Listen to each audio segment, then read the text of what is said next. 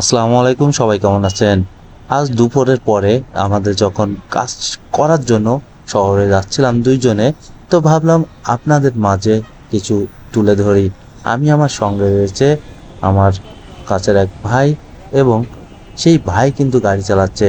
আর এই সুযোগে আমি আপনাদের মাঝে তুলে ধরলাম অনেক সুন্দর মুরলী থেকে যশোর মনিহার পর্যন্ত সুন্দর দৃশ্যগুলো দেখানোর জন্য। দেখেন, আমি এই মুহূর্তে মুরলী মোড় পার হচ্ছিলাম। আর এই মুরলী মোড় পার হওয়ার পরে সোজা যে রাস্তাটা গিয়েছিল ওইটা টার্মিনালের দিকে। আর আমরা ডানি ঢুকে চলে আসলাম, সোজা চলে যাব মনিহারের সামনে। এবং মনিহারের থেকে কিন্তু আরও বিভিন্ন জায়গায় যাওয়া যায়। সেটা যেতে পারেন নড়াইলে, সেটা যেতে পারেন ঢাকায়, সেটা চলে যেতে পারে পালবাড়ি হয়ে আবারও 12 বাজার ঝিনাইদহ রাস্তায়। অনেক দিকে অনেক রুটগুলো আছে, একটার সঙ্গে আরেকটা যুক্ত। তবে মুরলী যে মোড় পার হওয়ার পরে যে রাস্তা দিয়ে আমরা এখন যাচ্ছি, এই রাস্তাটা শুধু এমনটা নয়, এত খারাপ ছিল, এত মানুষ ভোগান্তি ভোগ করেছে, পরে এসে এখন মানুষ স্বস্তিতে এই রাস্তা যাওয়া আসা করে। 2 লেনের যে কাজটা ছিল অসাধারণ, এখন বর্তমানে এই রাস্তাগুলো হয়েছে ভিআইপি রাস্তার সমতুল্য।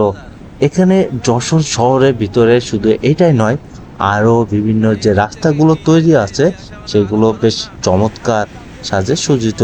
একটা সময় যশোর শহরের ভিতরে আসলে অনেক লোক, শহর কেন্দ্রিক মানুষের রাস্তা এমন হবে সেটা কেউ আশাবাদী ছিল না। তবে বর্তমান সময়ে শহরের ভিতরে ঢুকতে এখন সুন্দর সুন্দর লোকেশনের রাস্তাগুলো আপনারা পেতে পারেন, যেটা আপনাকে আরো আকর্ষণীয় করে তুলবে। আমরা দেখতে দেখতে কিন্তু বক্সচার পার হয়ে আসছি, বক্সচারের ভিতরে এখনো আছি। তবে আর একটু গেলেই বক্সচার পার হয়ে যাব, পাশেই থাকবে আইটি পার্ক যশোরের প্রাণকেন্দ্রের যে ঐতিহ্যবাহী এবং সর্বপ্রথম আইটি সেন্টার, সেটা কিন্তু এই বক্সারে অবস্থিত। সেখান থেকে যাওয়ার আগেই আপনাদের যে লোকেশনটা দেখাচ্ছি, একেবারে যারা চেনেন না তারা যদি এই ভিডিও ধরে তারা আসেন তাহলে কিন্তু চলে আসতে পারবেন, কারণ এটা সহজ, একেবারে সহজ পথ।